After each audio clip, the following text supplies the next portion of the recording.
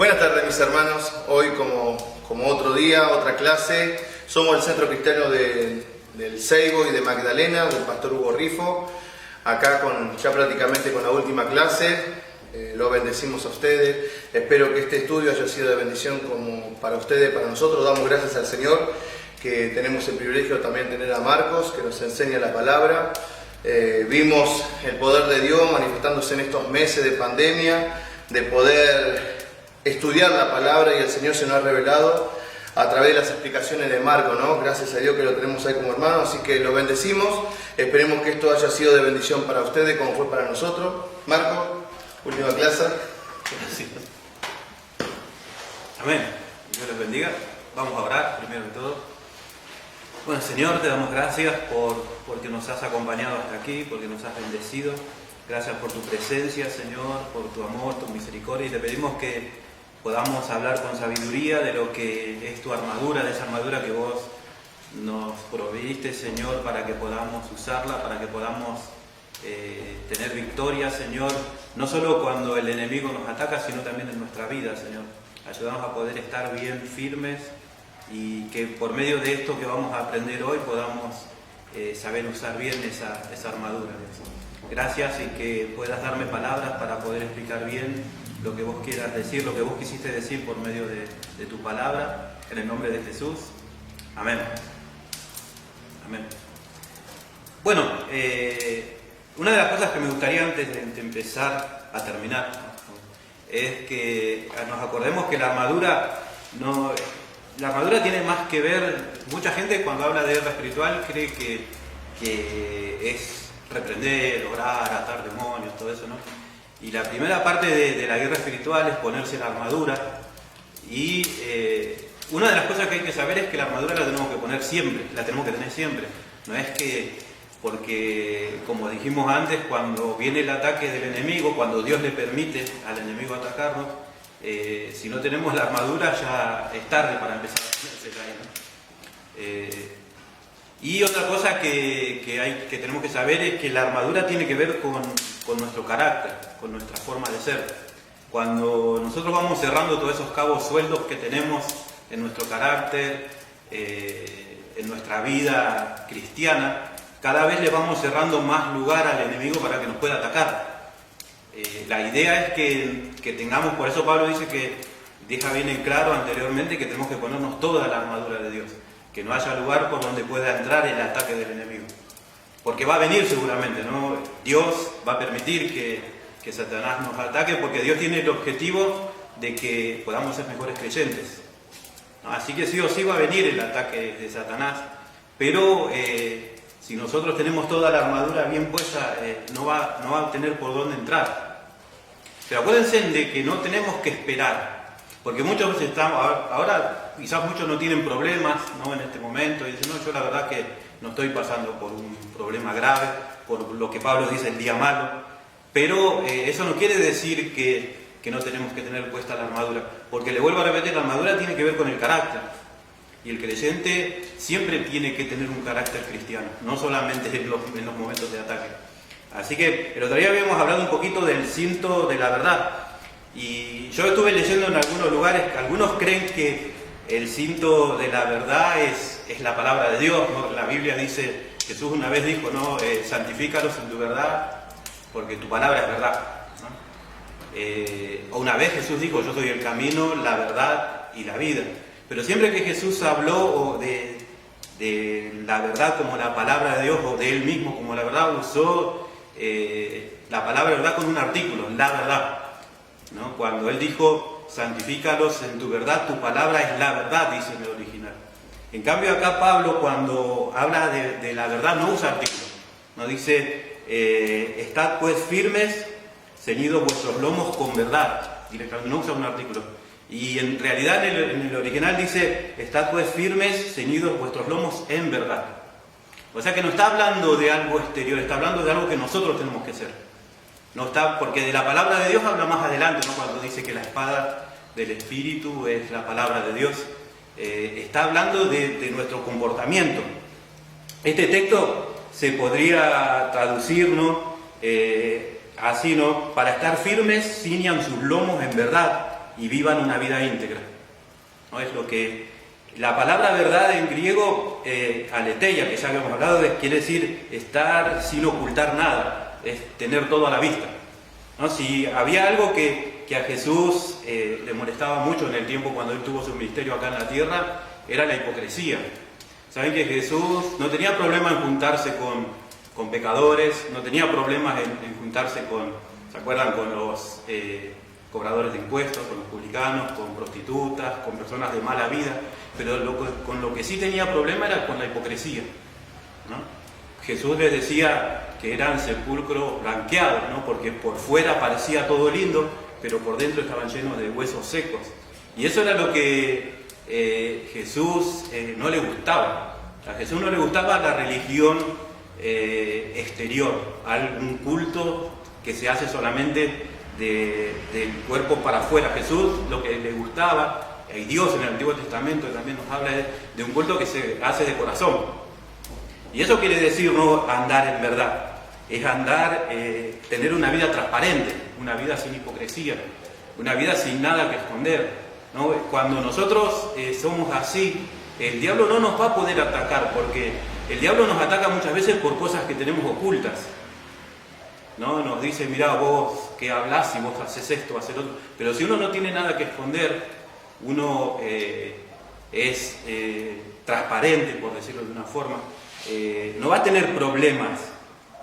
Uno tiene que Juan lo llama a eso andar en luz, ¿no? ¿Vieron? Cuando uno está en oscuridad, uno puede esconder su forma de ser, su fisonomía, pero cuando se ilumina, ¿no? Cuando está en luz, se ve uno tal cual es. Y Juan decía que nosotros tenemos que andar en luz.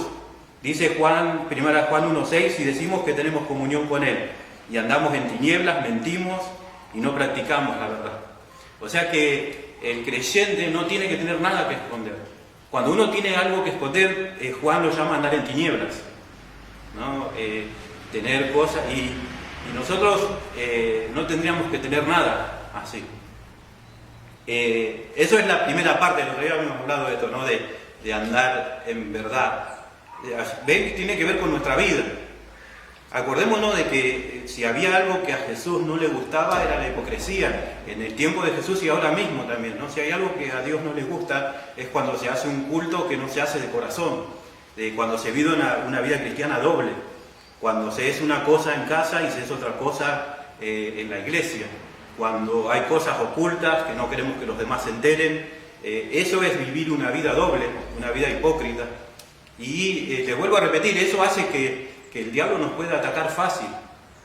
Por eso Pablo lo primero que dice, ¿no? Es que el cinto, que era una de las partes más importantes de la armadura, porque era la que acomodaba toda la túnica, y del cinto después se enganchaba la coraza, del cinto se ponía también la espada. O sea que si el cinto no estaba bien puesto en la armadura del soldado romano, se desarmaba toda la armadura.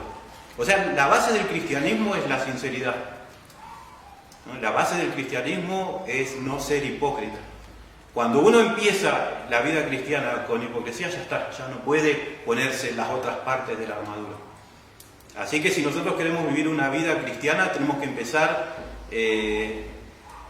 tratando de vivir una vida transparente, ¿no? Que los demás lo puedan ver y no tener nada que esconder, que podamos ser los mismos en casa, que puedan preguntarle a cualquiera en el trabajo, en nuestra familia, qué tal es esta persona, y que todos puedan tener un buen concepto de nosotros, que no seamos buenos en la iglesia y después en casa seamos de otra forma, o que no tengamos cosas ocultas en la mente, ¿no? Que no tengamos bronca contra hermanos, ¿no? Que a veces vamos y saludamos a un hermano y le decimos Dios te bendiga, todo, pero por dentro como que no lo queremos mucho. Así que eso es hipocresía y tenemos que tratar de no tenerla. Eso es andar en verdad, eso es ponerse bien el cinto para estar firme, porque no hay nada mejor que enfrentar el ataque del enemigo con firmeza, bien, cuando dice bien ceñidos vuestros lomos con la verdad. El cinto se ponía para que la persona, el soldado, esté bien firme, bien parado, ¿no? O sea, para enfrentar al diablo de frente a frente. Porque al diablo no hay que tenerle miedo, hay que tener cuidado, ¿no? Porque Pedro dice, ¿no?, que el diablo anda como león rugiente buscando a quien devorar, pero no hay que tenerle miedo. La iglesia a veces está llena de gente que tienen miedo, ¿no?, del diablo, que tienen miedo que haga esto o lo otro, pero al diablo no hay que tenerle miedo. Si uno es sincero, no hay problema, ¿no? El diablo no va a poder atacarnos, o nos va a atacar, pero no va a poder hacer mella en nuestra vida, ¿no? Lo otro que es también andar en verdad es confesar nuestros pecados ante Dios. Dice Juan 1, primera de Juan 1, 8, si decimos que no tenemos pecado, nos engañamos a nosotros mismos y la verdad no está en nosotros. Si confesamos nuestros pecados, Él es fiel y justo para perdonar nuestros pecados y limpiarnos de toda maldad. Si decimos que no hemos pecado, le hacemos a Él mentiroso y su palabra no está en nosotros. O sea que parte de la verdad es aprender a reconocer cuando erramos. Y eso cuesta a veces, porque a lo primero Dios nos habla acerca de pecados exteriores, ¿no?, acerca de nuestra forma de hablar, de nuestra forma de comportarnos, pero después también Dios empieza a hablarnos de nuestras emociones, de nuestros sentimientos, de por qué hacemos las cosas, porque a lo primero a Dios le interesa nuestras acciones externas, pero después Dios quiere empezar a tratar con nuestra motivación. Y muchas veces nuestra motivación no es muy buena para hacer las cosas, y a veces quizás podemos hacer cosas que aparentan ser buenas, pero nuestra motivación es el orgullo, el aparecer, el ser conocido, y eso no es una buena motivación, y Dios va a iluminar nuestro corazón. Por eso es necesario tener una relación personal con Jesús, porque Jesús es luz, ¿no? Dios es luz, y cuando uno tiene una relación personal con Jesús, Él ilumina nuestro corazón y nos muestra las cosas que hay que dejar. Y cuando Él nos dice que eso está mal, lo que tenemos que hacer es confesarlo, pedir perdón, porque si no lo hacemos, dice la Biblia que lo estamos haciendo a Él mentiroso. ¿Vieron cuando Dios le dice, lo que estás haciendo está mal, pero nosotros no lo dejamos? Acá Juan dice que nosotros estamos haciendo a Dios mentiroso, ¿no?, porque no reconocemos lo que Dios nos está diciendo. Dios nos dice, está mal, y nosotros decimos, no está tan mal, ¿no? Y ahí, por eso Juan dice, ¿no?, que si no reconocemos eso, le hacemos a Él mentiroso. La base de la vida cristiana es la sinceridad ante Dios y ante los hombres. Hay gente que le cuesta ser sincero hasta ser sincero con Dios, ¿no? A mí a veces me da gracia cuando oramos a veces y queremos ocultarle cosas a Dios y nos da vergüenza decirle, mira, Dios hice esto, mira, Dios hice esto otro, como si Dios no supiera, ¿no? Como si Dios no se daría cuenta de nuestros pensamientos, de cuando miramos mal, de cuando tenemos bronca, de cuando esos pecados que tenemos a veces en la mente, como que Dios no lo sabe. Y la Biblia nos pide, ¿no?, que hasta eso tenemos que ser sinceros con Dios, tenemos que confesar nuestros pecados, ser sinceros con Dios y también ser sinceros con las personas, no tener doble cara, no ir con doble intención, sino tener una sola actitud, no ser de una sola cara, ¿no? Acuérdense que si había algo que a Jesús no le gustaba era eso, ¿no? Les vuelvo a repetir, si había algo que a Jesús no le gustaba era la hipocresía. Y cuando uno hace una cosa en la iglesia, o cuando uno adora solamente porque por costumbre, nos volvemos hipócritas, ¿no? Nuestra adoración y nuestra alabanza y nuestra vida cristiana tienen que ser siempre de corazón. La segunda parte de la coraza, Pablo dice que es: estad pues firmes, ceñidos vuestros lomos con la verdad y vestidos con la coraza de justicia. La coraza era la parte de la armadura que cubría el pecho y el vientre, ¿no? Era de cuero o de metal, ¿no? Era lo que cubría, y la espalda también cubría, ¿no?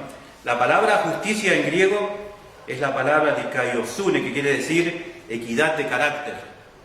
Quiere decir hacer lo justo, hacer lo debido, hacer lo correcto, integridad, ¿no? Y esa es nuestra coraza, ¿no? Es la que defiende casi la parte principal de nuestro cuerpo, ¿no? Junto con la cabeza, la coraza cubre todo el tronco, digamos, de nuestro cuerpo, y es donde está el corazón, donde están los órganos vitales.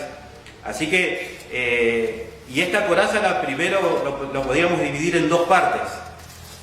La primera habla de lo que somos ante Dios. La Biblia dice que somos justificados ante Dios. Y eso en la Biblia, en teología, se llama justicia atribuida, ¿no? Justicia imputada. Es cuando se nos atribuye algo que por ahí nosotros no hicimos. Por ejemplo, en Corintios, cuando Pablo empieza a hablar en 1 Corintios, dice Pablo a los santos que están en la iglesia de Corinto, ¿no? Y después uno empieza a ver cómo era la vida de los corintios y ve que no eran tan santos. Y uno dice, ¿por qué los llamaban santos? ¿Por qué se los llamaba justos? Porque al creyente le es atribuida o imputada la justicia de Cristo. Dice Romanos 3, 21 al 24, pero ahora, aparte de la ley, se ha manifestado la justicia de Dios, testificada por la ley y los profetas. La justicia de Dios por medio de la fe en Jesucristo, para todos los que creen en Él, porque no hay diferencia, por cuando todos pecaron y están destituidos de la gloria de Dios, siendo justificados gratuitamente por su gracia, mediante la redención que es en Cristo Jesús. Eso es, acá Pablo está hablando de cómo Dios nos ve a nosotros. Cuando Dios nos ve a nosotros, nos ve en Cristo. Es increíble, ¿no? Que Él cuando me ve a mí o nos ve a cada uno de nosotros, ve un santo. Porque nos está mirando a través de Cristo. ¿Vieron eso? En Efesios habla mucho de estar en Cristo, ¿no? De lo que cuando nosotros estamos escondidos en Cristo y cuando Dios nos ve a nosotros, ve a Jesús. Toda la justicia es cuando Jesús murió en la cruz, le hicimos un cambio a Jesús, ¿no? Nosotros le dimos toda nuestra maldad, nuestros pecados, porque la Biblia dice que Él llevó nuestros pecados en la cruz y Jesús nos cambió todos esos pecados, todas esas cosas que éramos, y Él nos dio toda su justicia, ¿no? Así que eso es lo que es nuestra coraza, ¿no? Porque ¿quién puede tener una vida perfecta y sin pecado? ¿No? ¿Quién puede decir, yo la verdad que hoy no hice nada, yo hoy no pequé? ¿No? Y cuando el diablo nos ataque y nos empiece a decir, mira, vos hiciste esto, o vos hiciste esto otro, ¿cómo nos podemos defender ante el ataque del diablo? La mejor forma es decir, mira, yo sé que hice esto, ya se lo confesé al Señor, como dijimos anteriormente, con el cinto de la verdad, yo se lo confesé a Dios y Él me perdonó, y cuando Él me ve a Jesús. No sé si eso a veces es difícil de creer. Hay muchos hermanos en Cristo que se condenan, ¿no? Que no se apropian de esta justificación. La Biblia lo llama justificación a esto, ¿no? Quiere decir ser declarado justo. Y esa es una parte, ¿no?, de la coraza. La otra parte, ¿no?, que tiene que ver con vivir una vida íntegra, ¿no? Acuérdense que la justicia en griego quiere decir integridad de carácter. Ahora hay una pregunta, ¿no? ¿Cuántos tienen una vida íntegra? ¿Se acuerdan que Pablo, cuando hablaba de los requisitos de los ancianos, decía que tenía que ser el anciano irreprensible? Irreprensible quiere decir que no tengan de dónde agarrarlo, ¿no? Que no haya forma de acusarlo de nada. Y si Dios pide eso, ¿no? Si Dios pide que seamos justos en nuestro carácter, quiere decir que sí se puede. Ahora, le vuelvo a repetir, ¿no? ¿Quién de nosotros vive una vida perfecta? ¿No? La Biblia nos habla, ¿no?, de que cuando nosotros nos convertimos, Dios pone en nosotros el deseo intenso de ser santos. Una de las señales del creyente, por eso podemos saber si alguien es creyente o no. ¿Se acuerdan? Una vez Jesús dijo, por sus frutos los van a conocer. Si el árbol es bueno, va a dar buen fruto. Si es malo, va a dar mal fruto. Porque lleva en su interior la savia, el ADN del árbol bueno, tarde o temprano va a dar buen fruto. No puede, Jesús dijo, el árbol bueno dar mal fruto. No puede, es imposible. Si uno es creyente, no puede. Así que Dios puso en nuestro interior, ¿no?, un deseo intenso de ser santo. El problema es que nos falta, ¿no? A pesar de que, yo no sé si, acuérdense, en el verdadero creyente, el creyente espiritual, en la Biblia habla de creyentes carnales también, ¿no? Creyentes que viven haciendo lo que la carne les dicta, pero también Pablo acá en Efesios le está hablando a creyentes espirituales, y el creyente espiritual tiene ese deseo. Jesús una vez dijo, no, bienaventurados los que tienen hambre y sed de justicia, los que tienen deseo de ser justos. ¿Se acuerdan? También en Romanos 7, creo, Pablo habla del deseo que tenía él de ser santo, de vivir la ley de Dios, de cumplirla. pero que tenía dentro de sí algo que no lo dejaba, ¿no? Pero lo bueno que tenía Pablo, a pesar de que a veces fallaba, era que tenía ese deseo. El creyente no tiene que ser perfecto quizás, pero tiene que tener deseos de ser perfecto. No tiene que tener deseos de ser justo totalmente. No tiene que ser justo totalmente, pero tiene que tener deseos de ser justo. Bueno, como les decía, ¿no? El creyente tiene que reconocer que a veces le falta, ¿no? Y el diablo siempre va a querer atacarnos por esos defectos. Nos va a atacar por medio de nuestras acciones malas, de nuestros malos pensamientos. ¿Y qué hacemos nosotros cuando el diablo nos ataca con eso? Tenemos que recordar que en Cristo somos justificados.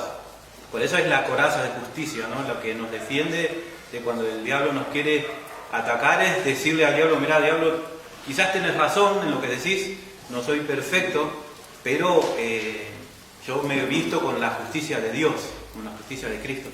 Ahora, como les decía, ¿no? La justicia también, la coraza de justicia tiene una segunda parte que es, la Biblia habla de la justicia impartida, ¿no? No solamente, la primera parte es la justicia que Dios nos atribuye por lo que Jesús hizo en la cruz, pero la Biblia dice que ni bien nos convertimos, Dios empieza a hacer una obra en nosotros y nos empieza a hacer justos en la práctica, ¿no? En nuestra forma de vivir. O sea que la coraza de justicia también tiene esta segunda parte, no es solamente aceptar lo que Jesús hizo por nosotros en la cruz y listo, sino que el Espíritu Santo empieza a hacer una obra dentro nuestro para que podamos tener una vida íntegra. ¿Qué quiere decir íntegra? Íntegra, como les decía hoy, ¿no? Es que no haya por dónde agarrarnos, ¿no? Por dónde atacarnos. Cuando uno está vestido de integridad es invulnerable, ¿no? Nadie nos puede atacar. Las palabras no nos pueden defender siempre de las acusaciones, pero sí una vida íntegra. Pues ahí ustedes lo pueden acusar de un montón de cosas, pero la mejor defensa que uno puede tener cuando nos acusan de algo es mostrarle nuestra vida, ¿no? Porque esa es la mejor defensa contra las acusaciones. Ahora, si nosotros no tenemos una vida íntegra, ahí estamos en el horno, ¿no? Y el enemigo, como les decía, nos va a atacar por ese lado. Una vida desordenada de carácter y actos pierde autoridad. Una persona que no tiene un carácter firme, que no se porta de una forma correcta, no tiene autoridad para corregir, no tiene autoridad ante Satanás, ¿no? Así que la verdadera autoridad también viene por el ejemplo que uno puede dar. Por eso Pablo dice, ¿no?, que tenemos que tener una vida ordenada ante los hombres, ser irreprensibles, una vida ordenada ante nuestro enemigo, ¿no? Porque el enemigo siempre nos va a estar estudiando. ¿Sabes que si hay alguien que conoce bien las debilidades que tenemos nosotros y por dónde agarrarnos, es el diablo? Él sabe lo que hacemos en lo oculto, ¿no? Por eso Pablo decía que lo primero era la verdad. ¿No? La verdad, acuérdense, es no tener nada oculto, nada escondido. El diablo sabe lo que hacemos, ¿no? Sabe lo que hacemos a la noche, sabe lo que hacemos en internet, sabe lo que hacemos con el celular, sabe en dónde, todas esas cosas. Y por eso Pablo decía: miren, muchachos, si ustedes quieren que el diablo no los ataque, quieren estar firmes, primero anden en verdad. No tengan nada que ocultar. Si tienen algún pecado, confiésenlo a Dios. Déjense convencer por el Espíritu Santo. Pero también Dios de a poco les va a ir dando una coraza, que es la coraza de justicia, que es una vida íntegra. Íntegro quiere decir completa, que no haya ni un lugar, porque algunos son íntegros en la iglesia y en la casa no. Algunos son íntegros en la casa y en el trabajo no. Algunos son, una vida íntegra quiere decir una vida igual en todos lados, ¿no? Que no nos puedan atacar. Qué bueno sería, ¿no? Que digan a esta persona. ¿Se acuerdan una vez? En la Biblia habla de una persona que se llamaba Daniel, no sé si el profeta Daniel, que había unas personas que le tenían bronca, que no los podían ni ver y querían matarlo, querían deshacerse de él. Y lo empezaron a investigar, ¿no? Empezaron a investigar los gobernantes, los otros gobernantes. Él estaba sobre todo, ¿no? Y entonces empezaron a ver y vieron que no tenía ni un defecto. Imagínense si habría alguien que nos tiene bronca a nosotros y nos empezaría a investigar. Sería lo mismo. El único problema que tenía Daniel, que ellos encontraron, era que oraba 3 veces al día. Si se puede decir un problema, ¿no? O sea que eso es ser íntegro.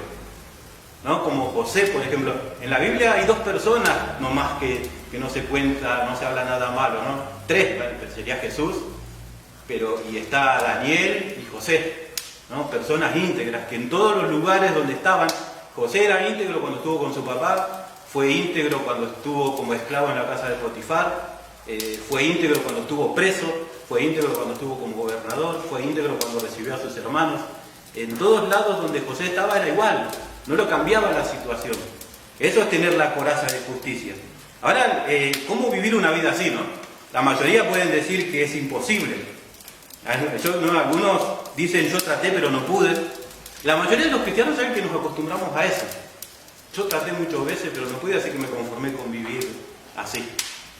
Algunos dicen que debe ser que Dios quiere que seamos así, debe ser que no se puede llegar a ser perfecto. Sin embargo, Jesús dijo, no, ustedes pueden ser perfectos, así como vuestro Padre Celestial que está en los cielos es perfecto. Maduro quiere decir perfecto, no quiere decir sin ningún defecto para nada, ¿no? La palabra perfecto en griego quiere decir tener personas completas, ¿no? Pero si Dios lo pide, ¿por qué? Hay una palabra que dice, no, ustedes pueden ser santos como vuestro Padre Celestial es santo, como Dios es santo. Así que si Dios lo pide, debe ser que se puede. Pero nosotros nos acostumbramos a esto, ¿no? Como les decía, ¿no? La mayoría dicen que es imposible, otros dicen que trataron pero no pudieron, y los terceros se conformaron, ya no dijeron, bueno, ya está, debe ser que Dios quiere. Intenté un montón de... Nunca le pasó, yo intenté muchas veces de cambiar, pero no pude. Y listo, ya me acostumbré a ser así. Lamentablemente la iglesia está llena hoy en día de esa gente, no quiero decir mediocre porque queda feo, ¿no? Pero personas que no vivimos un cristianismo de en serio. Pablo le escribía, ahora vamos a leer unos pasajes en Romanos, ¿no? Y Pablo le escribía a creyentes y él esperaba que los creyentes sean creyentes de en serio. Nunca jugó al cristianismo Pablo. Pablo cuando daba instrucciones, él no pensaba en, bueno, vamos a dar instrucciones a los creyentes espirituales y vamos a dar instrucciones a los carnales. Él nunca le dio instrucciones a los cristianos más o menos. Pablo no tomaba la iglesia como algo así, ¿no? Él decía, el creyente tiene que ser creyente de en serio, ¿no? Y la Biblia enseña que sí se puede ser. Pablo en Romanos 8, 1 al 9 dice, ahora pues ninguna condenación hay para los que están en Cristo Jesús, los que no andan conforme a la carne, sino conforme al Espíritu. Porque la ley del Espíritu de vida en Cristo Jesús me ha librado de la ley, del pecado y de la muerte. Porque lo que era imposible para la ley, por cuanto era débil por la carne, Dios enviando a su Hijo en semejanza de carne, de pecado, y a causa del pecado condenó al pecado en la carne, para que la justicia de la ley se cumpliese en nosotros, que no andamos conforme a la carne, sino conforme al Espíritu. Porque los que son de la carne piensan en las cosas de la carne, pero los que son del Espíritu en las cosas del Espíritu. Porque el ocuparse de la carne es muerte, pero el ocuparse del Espíritu es vida y paz. Por cuanto los designios de la carne son enemistad contra Dios, porque no se sujetan a la ley de Dios ni tampoco pueden. Y los que viven según la carne no pueden agradar a Dios. Mas vosotros no vivís según la carne, sino según el Espíritu, si es que el Espíritu de Dios mora en vosotros. Y si alguno no tiene el Espíritu de Cristo, no es de él. Terminó. O sea, para Pablo no existía tal cosa como un creyente a media. Pablo decía, si ustedes viven gobernados por la carne, hay que tener dudas de que son creyentes en serio, porque quizás no tienen el Espíritu. ¿No vieron que dice, termina con esto, termina con una sentencia bastante complicada, ¿no? Porque dice, mas vosotros no vivís según la carne, sino según el Espíritu. No está preguntando, está aseverando, no asegurando. Ustedes no viven en la carne, ustedes viven conforme al Espíritu. Y si alguno no tiene el Espíritu de Dios, el Espíritu de Cristo no es de él, ¿no? Directamente, ¿no? Pablo en el capítulo 7, como hablábamos recién, habló de la imposibilidad de ser santo, ¿no? La imposibilidad de que el ser humano viva sin pecado. ¿Se acuerdan cómo termina Romanos 7? Miserable de mí, ¿quién me librará de este cuerpo de muerte? ¿No? Pablo ahí habla del pecado que moraba en él, que es lo que nos evita ser creyentes en serio, ¿no? Pablo hablaba de que él quería ser un buen creyente, pero a cada rato sentía dentro de sí una ley que lo llevaba cautivo a pecar, ¿no? Decía, yo no me voy a enojar hoy. Y a los 2 segundos ya iba cautivo. Porque ¿saben? Cuando nosotros nacemos esclavos del pecado. Hay una ley dentro nuestra que es la ley del pecado que nos obliga a pecar. Pero acá Pablo dice en claro, ¿no?, que Dios nos libró de la ley del pecado y de la muerte. Nosotros ya no estamos atados a pecar. El creyente es la única persona que tiene libre albedrío en esta tierra de verdad. Nosotros creemos que el ser humano tiene libre albedrío para elegir a Cristo, ¿no? Pero no tiene libre albedrío para elegir pecar o no pecar. El hombre común, el hombre que no conoce a Cristo, no puede elegir ser bueno o malo, porque sí o sí va a hacer lo malo. Tarde o temprano va a mostrar la hilacha por algún lado. La única persona que puede elegir pecar o no es el creyente. La única persona que puede vencer la ley del pecado, de la muerte, es la persona que tiene el Espíritu Santo morando dentro de ella. ¿Sí? En el capítulo 8 dice que no lo hacemos nosotros, no dice que lo hace el Espíritu Santo. También dice que Dios nos libró de la ley del pecado. Dice, porque la ley del Espíritu de vida en Cristo Jesús me ha librado de la ley del pecado y de la muerte. En el capítulo 7 Pablo decía que había una ley dentro de él que lo hacía pecar. Menos mal que Pablo no terminó en el capítulo 7, ¿no? Casi todos los cristianos terminamos en el capítulo 7. Miserable de mí, ¿quién me librará de ese cuerpo de muerte? Pero Pablo siguió, ¿no?, y dijo, porque la ley del Espíritu de vida en Cristo Jesús me ha librado de la ley del pecado y de la muerte. Así que se puede tener una coraza de justicia, se puede ser justo. Y después, ¿no?, yo me puse una pregunta, ¿para qué nos libró del poder del pecado? Dice, para que la justicia de la ley se cumpliese en nosotros, que no andamos conforme a la carne, sino conforme al Espíritu. O sea, ¿vieron todo lo que pide la ley? La justicia de la ley dice que nosotros la podemos cumplir ahora. Nosotros somos salvos por fe, ¿no? Es verdad, nosotros creemos, pero la Biblia dice que hoy en día nosotros sí tenemos el poder para vivir una vida como la ley pide, ¿no? La ley, ¿se acuerdan los 10 mandamientos? Nosotros podemos. El asunto es si queremos. El problema, ¿saben cuál es? Que Pablo acá está hablando de la armadura y está diciendo que si no tenemos esa armadura, el día que el diablo nos ataque nos va a hacer pedazos. Y por eso está diciendo, muchachos, si ustedes no viven una vida íntegra, una vida justa, cuando venga el día malo, los va a hacer pedazos. ¿Cómo es nuestra vida? ¿Qué les pasa? ¿Usted tiene puesta la coraza de justicia? Primero, ¿tiene el cinto de la verdad? O sea, es sincero. Le vuelvo a repetir, ¿no?, como hablamos hoy, si hay algo que a Jesús no le gusta, es la hipocresía, la religión, ¿no? El cinto de la verdad quiere decir hacer pomada a la religión, ¿no? Deshacerse de la religión, ser sincero y contarle a Dios todo lo que hay acá adentro, ¿no? Está bueno porque Juan dice en 1 Juan, si confesamos nuestros pecados, Él es fiel y justo para perdonar nuestros pecados, pero no se queda ahí, porque el asunto no queda en el perdón, y dice, y limpiarnos de toda maldad. Es como veo cuando usted corta pasto en su casa, que corta solamente lo de arriba y ¿qué pasa después? Vuelve a crecer, ¿no? Pero en cambio si corta de raíz, nunca más vuelve a crecer, ¿no? Y acá Juan primero habla de cortar el pasto de lo que se ve nomás, dice, Él es fiel y justo para perdonar nuestros pecados, pero después Juan va más al fondo y dice, y cortar la raíz también, sacar la raíz, cuando dice limpiarnos de toda maldad. Eso es la santificación, ¿no?, lo que nosotros conocemos como santificación en nuestras doctrinas básicas, ¿no? Él, no solamente cuando confesamos nuestros pecados, Él nos perdona, sino que empieza a hacer una obra sacando de raíz todo. Así que se puede, ¿no? Jesús nos libra del poder del pecado para que podamos vivir una vida justa, ¿sí? Ahora, ¿esa promesa es para todos los cristianos? Sí, ¿no? Pero acá Pablo hace una separación, dice, para que la justicia de la ley se cumpliese en nosotros, que no andamos conforme a la carne, sino conforme al Espíritu. ¿Cómo es usted? ¿Cómo somos nosotros? ¿Somos creyentes carnales? ¿Sabe que nosotros, la Iglesia, inventó algo raro, que la Biblia el creyente carnal, gobernado por la carne? La Biblia es como que no habla. Yo me acuerdo una vez escuché un predicador que decía que no existe el creyente carnal. Pero vamos a dejar que sí, ¿no? Porque si uno ve la vida de los corintios, por ejemplo, ve que eran bastante carnales, ¿no? Pablo lo dice.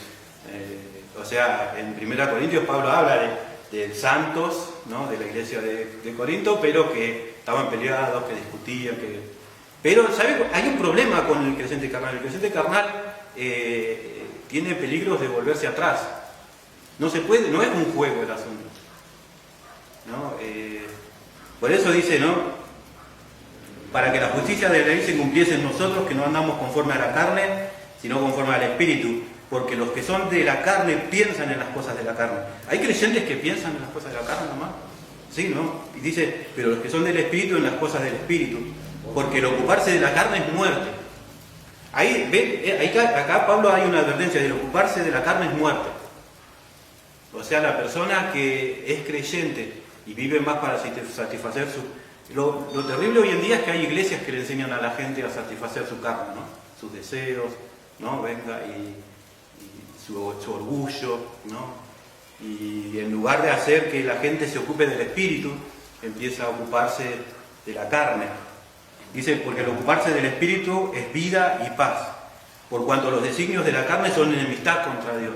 Usted quiere estar en paz con Dios, tiene que evitar darle rienda suelta a los designios de la carne, porque el que le da lugar a la carne se vuelve enemigo de Dios. Dice, ¿no?, por cuanto los designios de la carne son enemistad contra Dios, porque no se sujetan a la ley de Dios, ni tampoco pueden, y los que viven según la carne no pueden agradar a Dios. Ahí está un problema, ¿no? Vieron que hay gente que dice, yo no puedo. Una de las posibles causas puede hacer que esa persona esté buscando solamente satisfacer sus deseos, y esa persona nunca va a poder vivir conforme a la voluntad de Dios. Así que la coraza de justicia consta de dos partes. De una parte es la justicia que Cristo nos da, ¿no? Somos justificados, dice, justificados pues por la fe tenemos paz para con Dios por medio de Cristo. Pero también la coraza de justicia es la justicia que Dios nos va impartiendo a nosotros. La Biblia dice que el creyente tiene que tener, el creyente normal tiene un deseo interno de ser santo, porque tiene una nueva naturaleza, ¿no? La Biblia enseña que el creyente tiene una nueva naturaleza, un nuevo ADN, podríamos decirlo, ¿no? Antes teníamos el ADN de Satanás, porque la Biblia enseña eso también, ¿no?, que las personas que no son creyentes son hijos del diablo. Una vez Jesús les dijo a los judíos, no piensen en decir que somos hijos de Abraham, ¿no? Ustedes son hijos de vuestro padre, el diablo. Las personas, en el mundo no existen un intermedio, ¿no? Como los mormones.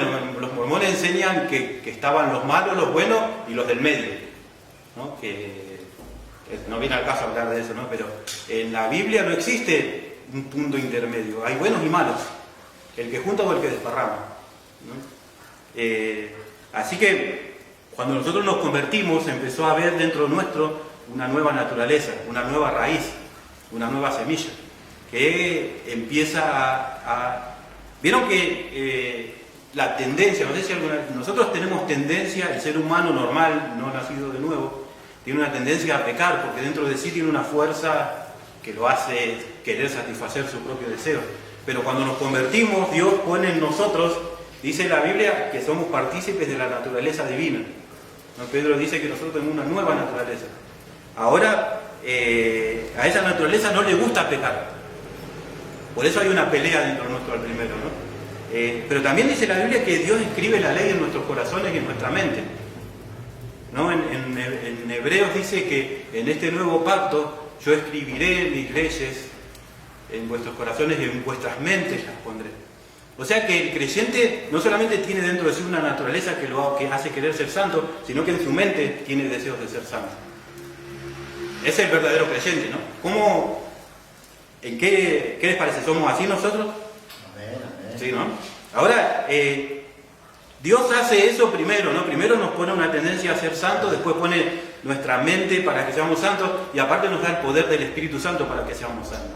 O sea, primero lo hace nuestra mente, nuestro deseo, nuestro corazón, pero después lo hace en la práctica. El Espíritu Santo, dice la Biblia, que nos hizo vencer la ley del pecado, y que ya no estamos bajo la ley del pecado, sino que estamos bajo la ley del Espíritu.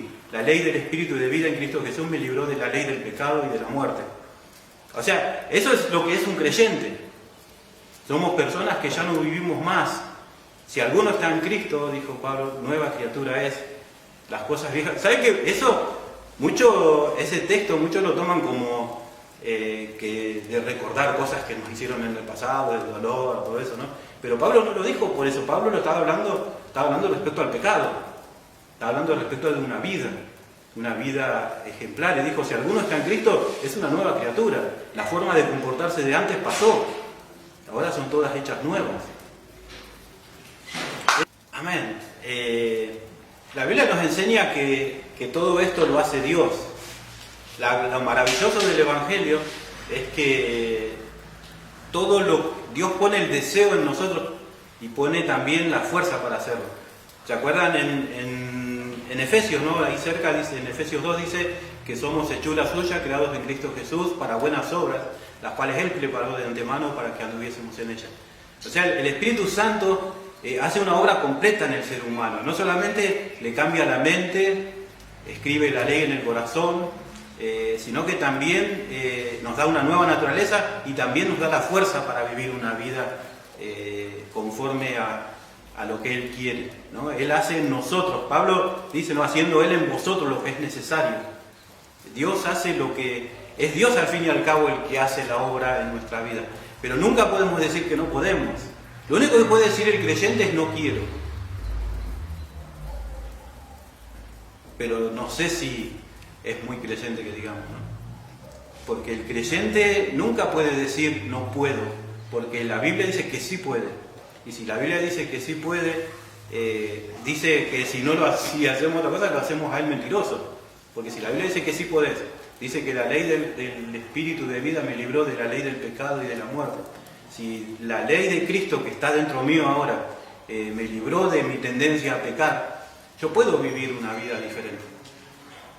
No nos quedemos, como les decía, ¿no? en Romanos 7, lamentándonos de ese pecado que no podemos dejar. Avancemos a Romanos 8. Ahora pues ninguna condenación hay para los que están en Cristo Jesús, los que no andan conforme a la carne, sino los que andan conforme al Espíritu. Esa es la segunda parte de nuestra armadura. Acuérdense que para estar bien protegido hay que tener toda la armadura completa. Amén. ¿Sí?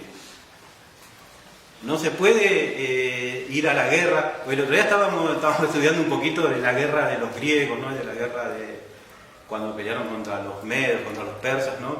Y habla mucho de lo importante que es la armadura, ¿no? La armadura, el yelmo, el casco, de la coraza, del escudo, y cómo protegía, no solamente protegía a la persona, ¿no? al propio soldado, sino que protegía a todo el ejército, ¿no? O sea, era necesario no solamente para protegerse uno mismo, sino que cuando uno juntaba el escudo con el otro se hacía como una muralla, ¿no? Que servía para protegerse a otros. Pero nadie iría a la guerra sin una parte de la armadura. ¿Por qué? ¿Qué les parece? ¿Por qué un soldado no iría? Imagínense un soldado hoy en día, ¿no? Que vaya sin el fusil, ¿no? En el tiempo de Pablo era la espada, ¿no?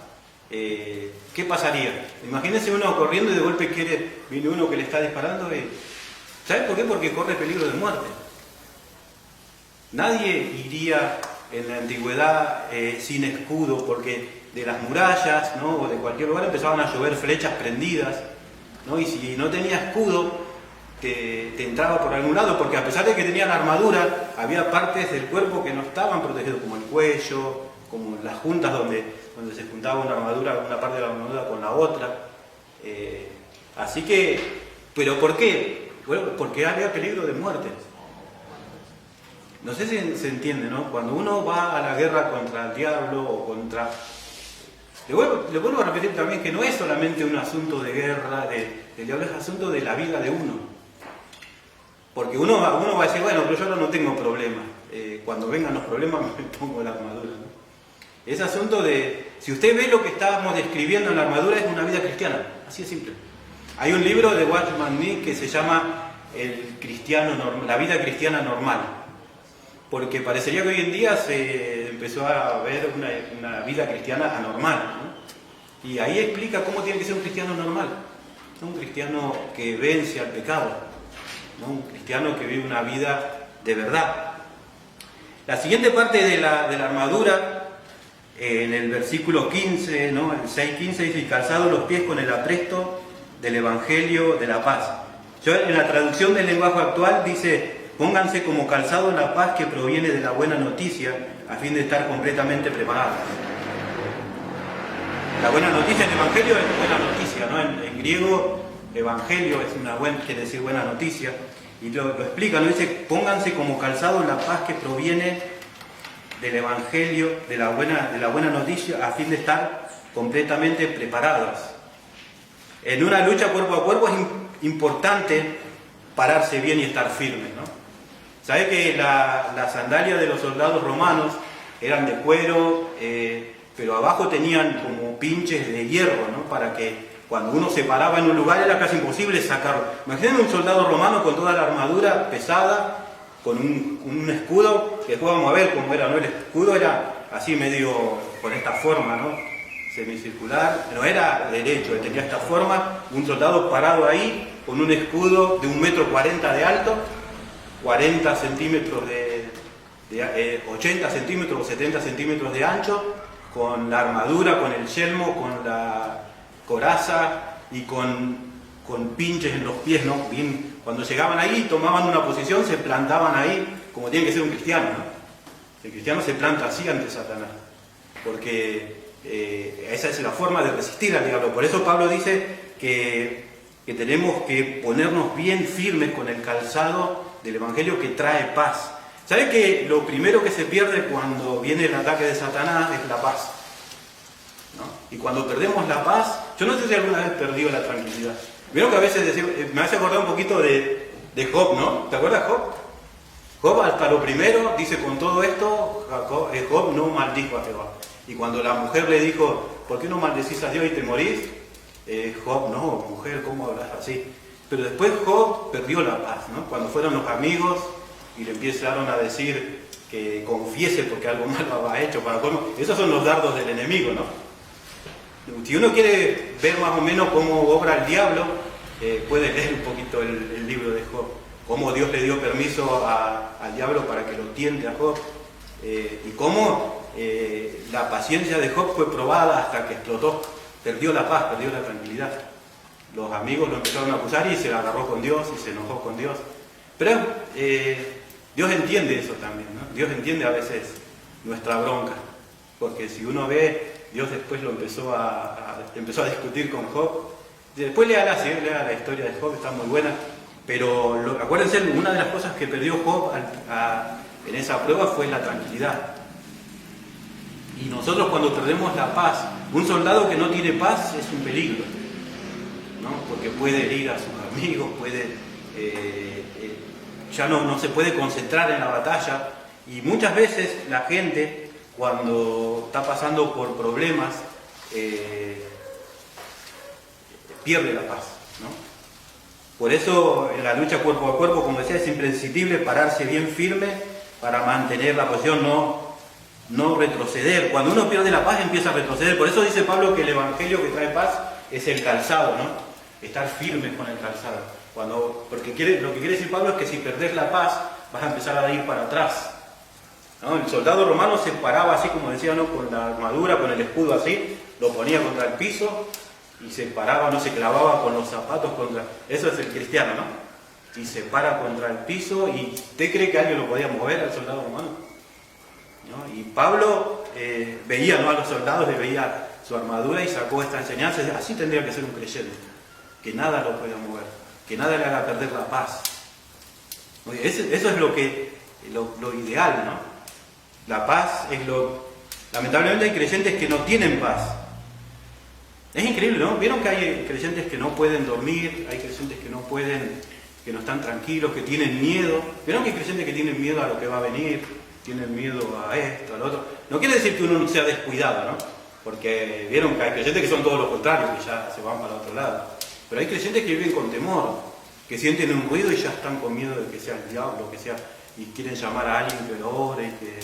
Y el creyente no tiene que tener temor, porque el diablo sabe, vuelvo a repetir, el diablo sabe que cuando perdemos la paz, empezamos a retroceder. Por eso no dice Pablo que el Evangelio nos trae la verdadera paz. Porque el Evangelio no es solamente cuando nos predican, ¿no? Cuando Pablo habla del Evangelio, la buena nueva no es que Jesús nos salva solamente. La buena nueva es que Jesús está con nosotros siempre. Ese es el Evangelio verdadero. No es solamente decirle a alguien que Jesús murió por él, sino decirle a alguien que Jesús va a estar siempre con él. Porque el Evangelio trae la verdadera paz, trae la paz con Dios, trae la paz con los demás y también trae la paz en medio de la prueba. No sé qué clase de creyentes somos, ¿no? Si a veces perdemos la paz cuando vienen los problemas, pero sin paz es muy difícil soportar la prueba. Jesús nos prometió que nos iba a dar una paz diferente, una paz que no viene de no tener problemas. Vieron que a veces nosotros cuando no tenemos problemas estamos tranquilos, pero cuando vienen los problemas se va todo, ¿no? Jesús nunca nos prometió no tener problemas. Lo que nos dijo es que nos va a dar una paz que va a ser superior a los problemas. Dice Juan 14:27, la paz os dejo, mi paz os doy. Yo no os la doy como el mundo la da. No se turbe vuestro corazón ni tenga miedo. Acá los discípulos estaban con miedo porque Jesús les había dicho que se iba a ir y los iba a dejar solos. Y Jesús no les dijo, miren muchachos, no se hagan problemas porque no va a haber problemas. Jesús les dijo, yo les dejo una paz que no es como en el mundo. Porque en el mundo cuando hay paz, cuando hay problemas. Pero la paz que da Dios, por eso Jesús dijo, yo no doy una paz como el mundo la da. Jesús dijo, yo le doy una paz diferente. Una paz en medio de la tormenta, como dice el coro, ¿no? La alabanza. Pablo dice, no, regocijaos en el Señor siempre. Otra vez os digo, regocijaos. Vuestra gentileza sea conocida de todos los hombres. El Señor está cerca. Por nada estéis afanosos, si no sean conocidas vuestras peticiones delante de Dios, en toda oración y ruego, con acción de gracia. Y la paz de Dios, que sobrepasa todo entendimiento, guardará vuestros corazones, vuestros pensamientos en Cristo Jesús. Acá Pablo habla de eso, ¿no? Dice, bueno, está bueno el ejemplo de Pablo, porque Pablo cuando escribía esta carta estaba preso por predicar el Evangelio. Y Pablo nunca perdió la paz, ¿no? Y imagínense, no, él estaba en una condición que podría haber perdido la paz si quería, pero él no perdió la paz, y no solo eso, sino que estaba en condiciones de ayudar a otros a que no pierdan la paz. Por eso les dice, ¿no?, que se regocijen en el Señor, siempre, ¿no? Y que no estén, por nada estén afanosos, preocupados. Jesús habló también de los afanes de la vida, ¿no? Y Pablo dice, no, por nada estén preocupados de más. Pero muchas veces nos pasa, ¿no?, que tenemos un problema y estamos todo el día pensando en eso y eso nos quita la paz. Y Pablo decía, ese problema preséntenlo a Jesús, preséntenlo a Dios. ¿Vieron? Hay una parte que dice, vuestra gentileza sea conocida de todos los hombres, el Señor está cerca. Acá yo antes pensaba que se refería a la segunda venida, pero ¿saben lo que Pablo quiere decir? Es que Jesús está cerca de ustedes, está al lado de ustedes, en medio de la prueba, en medio de las dificultades, Jesús está ahí. Por eso dice que no tenemos que estar afanosos y que cuando tengamos problemas se los presentemos a Él, y la paz de Dios, como dice, ¿no?, que sobrepasa todo entendimiento, guardará vuestros corazones, o sea, las emociones, ¿no?, los sentimientos y vuestros pensamientos en Cristo Jesús. O sea, la paz de Dios va a estar a pesar de que los problemas, porque acá Pablo no habla de que los problemas van a desaparecer, sino que dice que los problemas van a estar, pero la paz va a estar a pesar de los problemas. Si nosotros tenemos una relación personal con Jesús y confiamos en Él, siempre le vamos a entregar todos nuestros problemas. Y sabemos que Él siempre va a querer lo mejor para nosotros. Y eso trae paz, ¿no? Saber que a pesar de que está todo por ahí medio cambiado, medio alborotado, por decirlo de una forma, sabemos que Él quiere lo mejor para nosotros. Y eso trae paz. Saber que alguien te cuida, saber que alguien se ocupa de tus problemas, saber que alguien está a tu lado. Por eso Pablo se encarga bien de decir, el Señor está cerca, ¿no? Dice Romanos 8:28, y sabemos que a los que aman a Dios, todas las cosas le ayudan a bien. Esto es, a los que conforme a su propósito son llamados.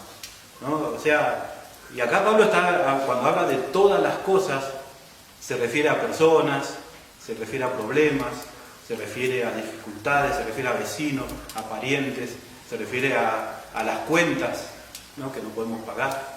Y uno dice, ¿cómo me puede ayudar para bien eso, ¿no? Es increíble, pero Pablo estaba seguro, dice, y sabemos, ¿se acuerdan la palabra sabemos? Y quiere decir, estamos completamente seguros. ¿Está completamente seguro que todo lo que le pase le ayuda para bien? ¿O más o menos? ¿Cómo puede usar Dios este problema que estoy pasando para bien? Uno puede decir, ¿no? Pero Dios tiene la maravillosa virtud de hacer que los problemas redunden en algo bueno, en hacernos cada vez más parecidos a Jesús, ¿sí? Porque ese es el propósito de Dios, ¿no? Hacernos cada vez más parecidos a Jesús.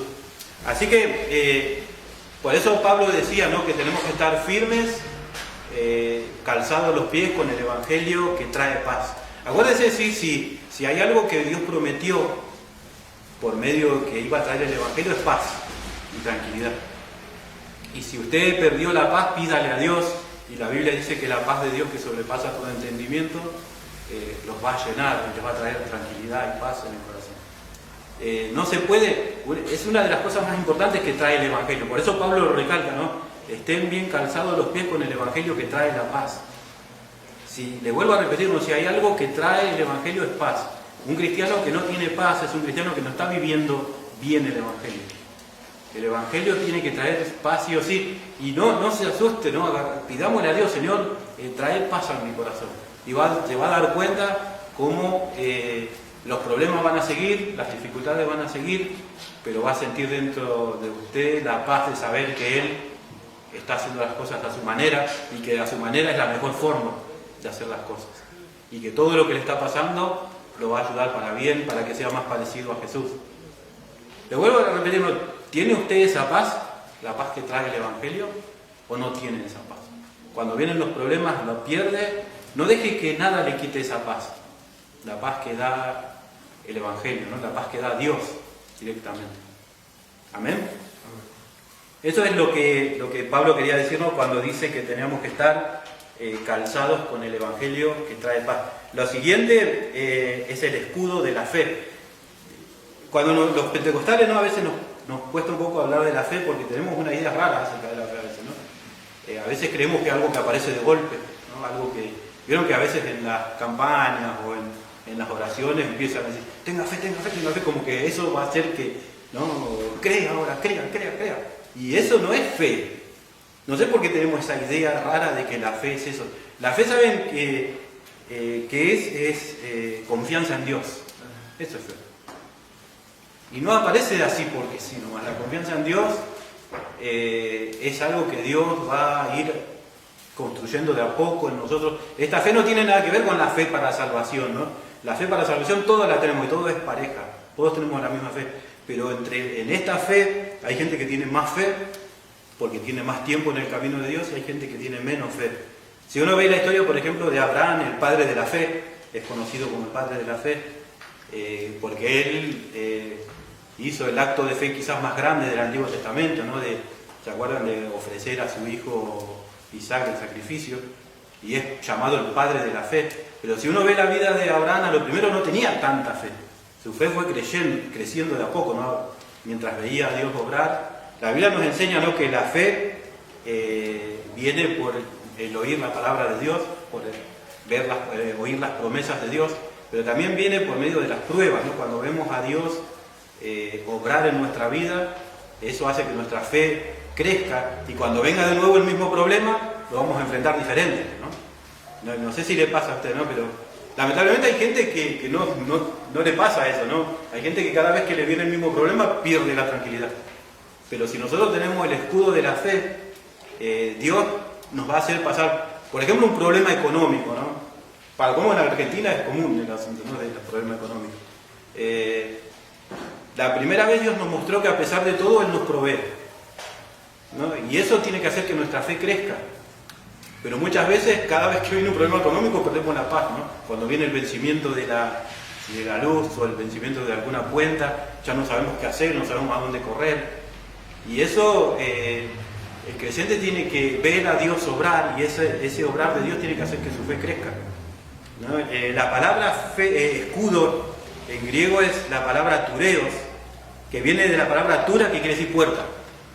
No era porque era grandota, era grande como una puerta. Y era un escudo grande de 1,40 por 70 o 80 centímetros, que tenía una forma así, no era derecho, no era una forma semicircular. Y era grande, ¿no?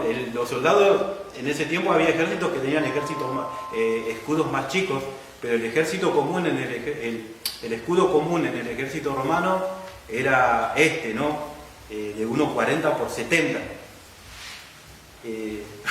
Eso es una fe grande, ¿no?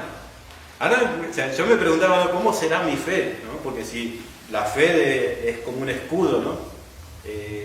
Cada vez que viene el problema, ahí se demuestra qué grande es nuestro escudo, ¿no? Porque hay personas que, por ahí tenemos un escudo, una cosita así, ¿no? Los griegos usaban, no sé si vieron, un escudo chiquitito, ¿no? Como no sé si vieron el Capitán América, ¿no? No sé cómo hace el Capitán América para con ese escudito zafar de todo, ¿no? Es medio raro, ¿no? Pero el escudo romano era grande, ¿no? Y Dios quiere que así sea nuestra fe. La palabra fe en griego es pistis, que quiere decir confianza. Quiere decir estar seguro de algo o de alguien, estar seguro de que Dios me va a cuidar, estar seguro de que es confianza, ¿no? Para tener confianza en alguien tenemos que conocerlo, ¿no? Yo siempre cuento, ¿no? Cuando era chiquito y íbamos al río, ¿no? Al río de Conquista, a Cascayar, era un lugar que había piletas para chicos, ¿no? Y los chiquitos íbamos todos ahí. Y mi papá con mis tíos, todo eso, iban a la parte honda. Nosotros, la parte honda era respeto, había que tener ese lugar porque ahí, chao, ¿no? Y me acuerdo que él se ponía así como a 3 metros de la parte honda y me decía, vení corriendo y tirate, porque yo te voy a cuidar.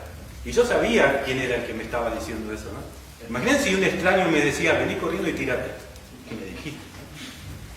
Porque yo confiaba en la persona, porque lo conocía. Cuando uno conoce a Dios, eso hace que nuestra fe aumente. Tenemos confianza en Dios. No se puede confiar en alguien que uno no conoce. Nunca le daríamos confianza a alguien que no conocemos. Nunca le daríamos que nos cuide de algo a alguien.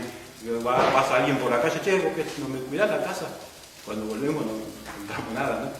Pero si es alguien que conocemos, sí, y por eso nuestra fe tiene que estar basada en conocer a Dios. Si no conocemos a Dios, nunca vamos a tener esa fe. ¿Y conocer qué de Dios? Conocer su amor, ¿no? Su amor por nosotros, su cuidado, ¿no? Cuando más tenemos relación personal con Él, más vamos a ir dándonos cuenta de cuánto nos ama y cuánto nos quiere. Porque en la fe es importante, pero más importante, ¿qué es más importante que la fe? Es la persona en la cual tenemos fe.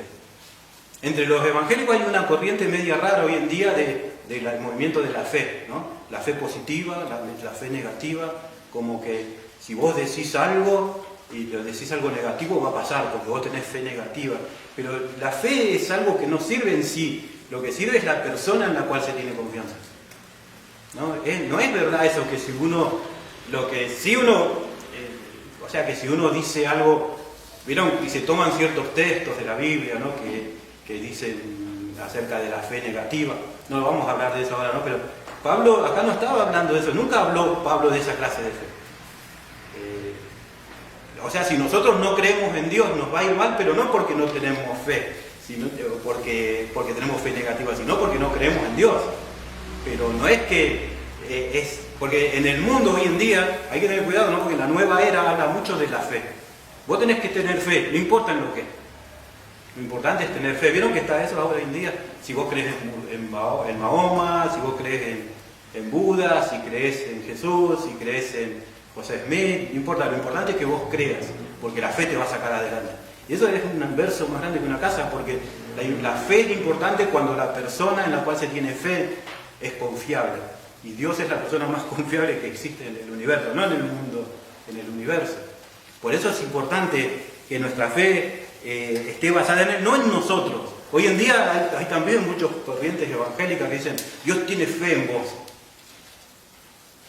La Biblia está lleno de textos que dicen que nosotros no somos muy buenos, ¿no?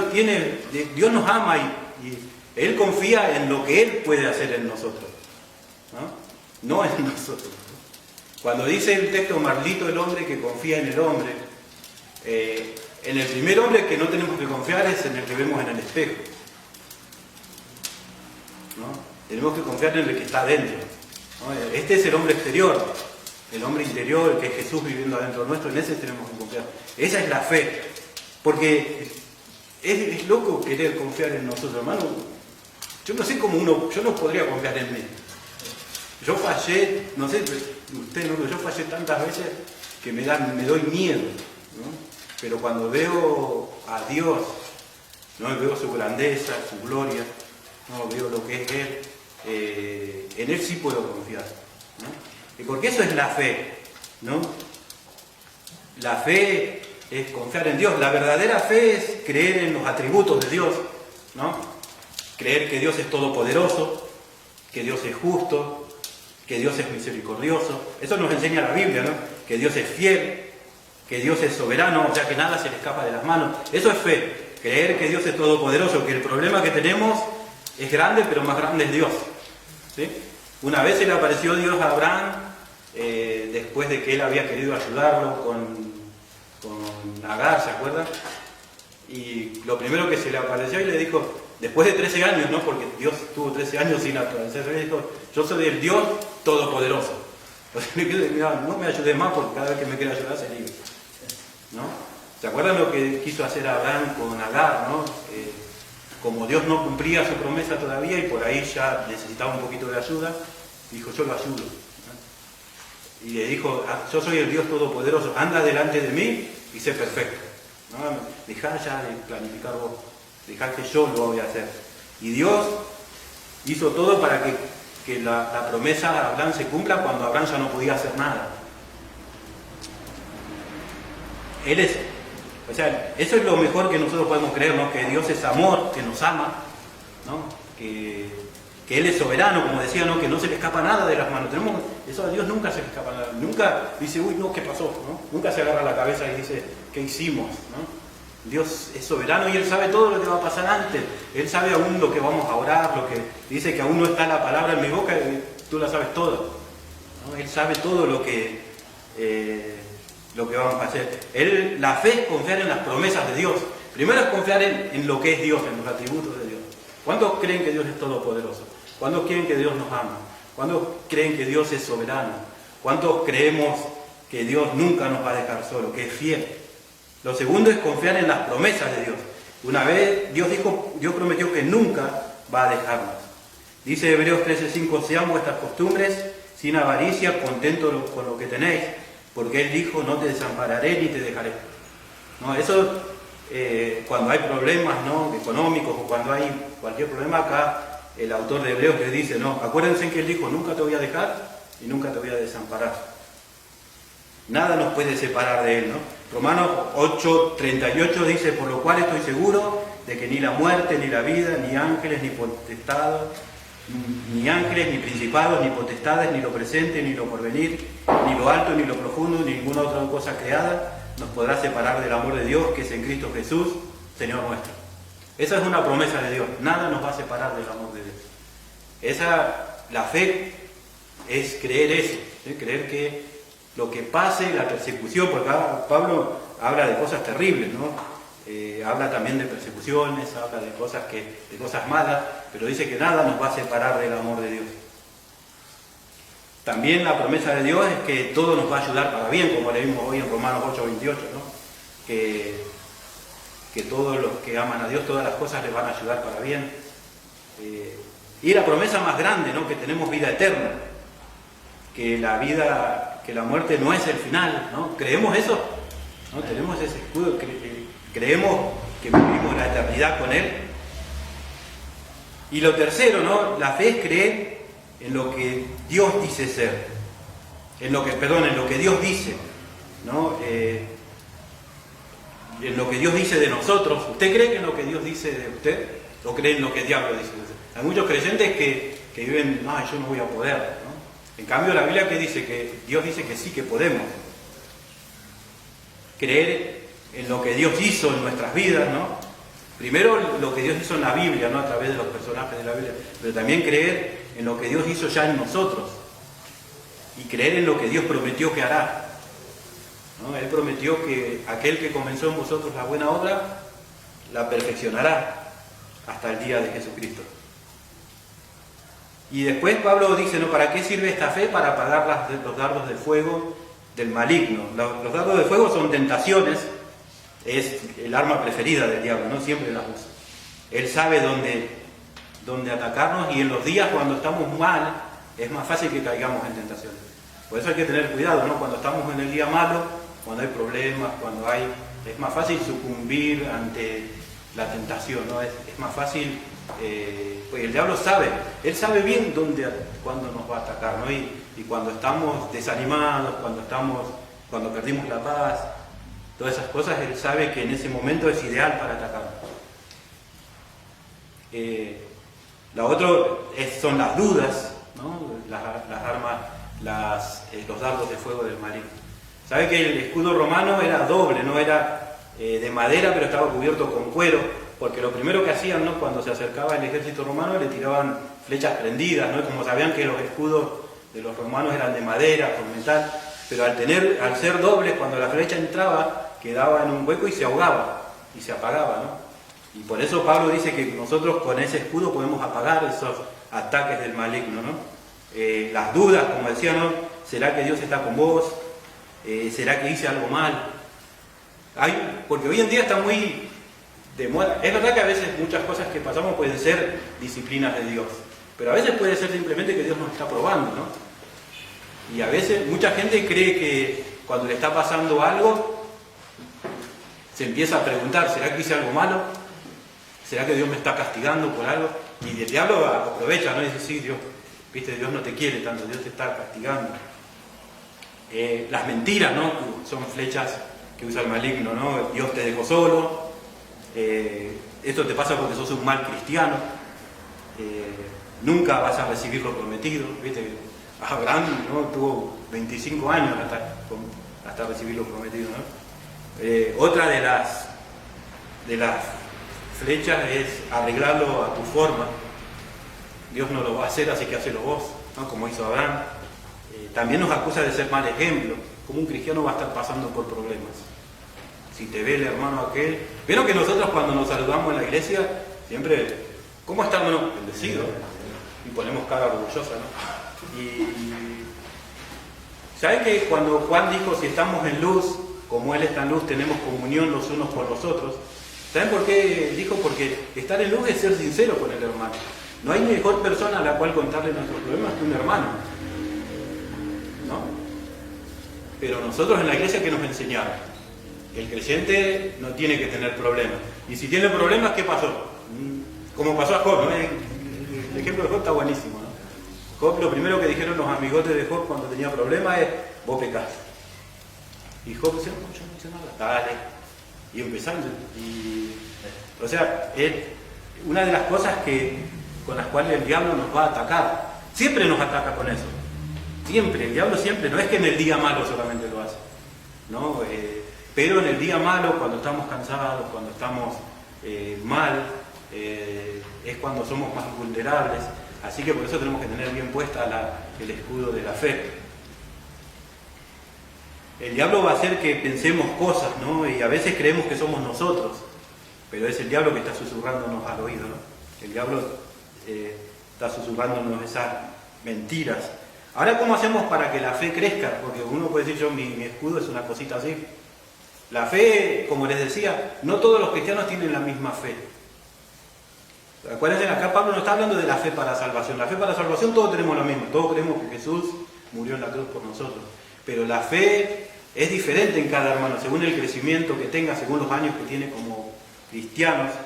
La fe, dice la Biblia, que viene del oír las promesas de Dios, ¿no? Romanos 19, 17 dice, así que la fe es por el oír y el oír por la palabra de Dios. O sea, cuando nosotros leemos en la Biblia que Él prometió nunca dejarnos, cuando Él prometió que todos los problemas nos van a ayudar para bien, eso produce fe en nosotros. La palabra de Dios no es cualquier cosa, ¿sí? La palabra de Dios tiene poder en sí. No sé si sabía eso, ¿no? La palabra de Dios tiene poder para crear fe en las personas. Por eso tenemos que leer la Biblia, ¿sí? Porque Pablo dijo, ¿no? La fe viene por el oír, y el oír la palabra de Dios. Así que la fe, cuando nosotros escuchamos las promesas de Dios, el Espíritu Santo nos convence y nos persuade de que eso es verdad. Y eso pasa a ser nuestra fe, y empieza a crecer nuestra fe cada vez más. También nuestra fe crece por medio de nuestra experiencia con Dios. Yo no sé cuántos pasaron problemas alguna vez, pero cuando pasamos por problemas y Él nos ayudó, eso nos va a ayudar cuando volvamos de nuevo a tener quizás el mismo problema o algo parecido. Yo no entiendo que a veces en el momento de la prueba olvidamos lo que Él hizo por nosotros.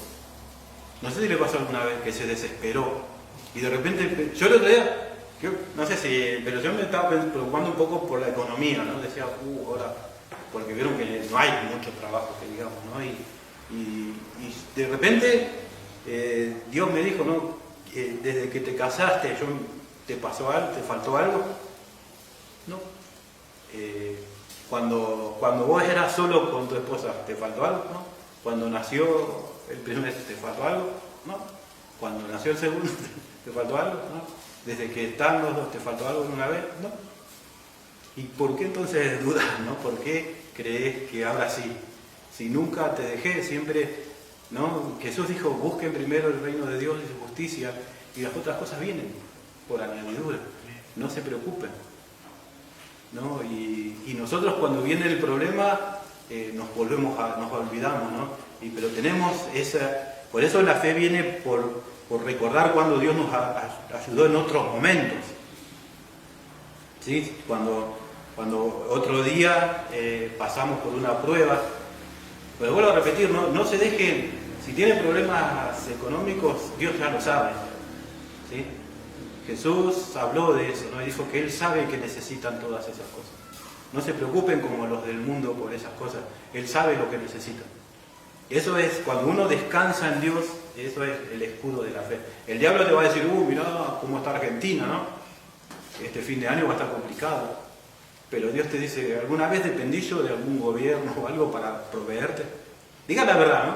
Hemos pasado todos los gobiernos, ¿no? De esto, de lo otro, de izquierda, de derecha, del centro, y Dios siempre fue fiel.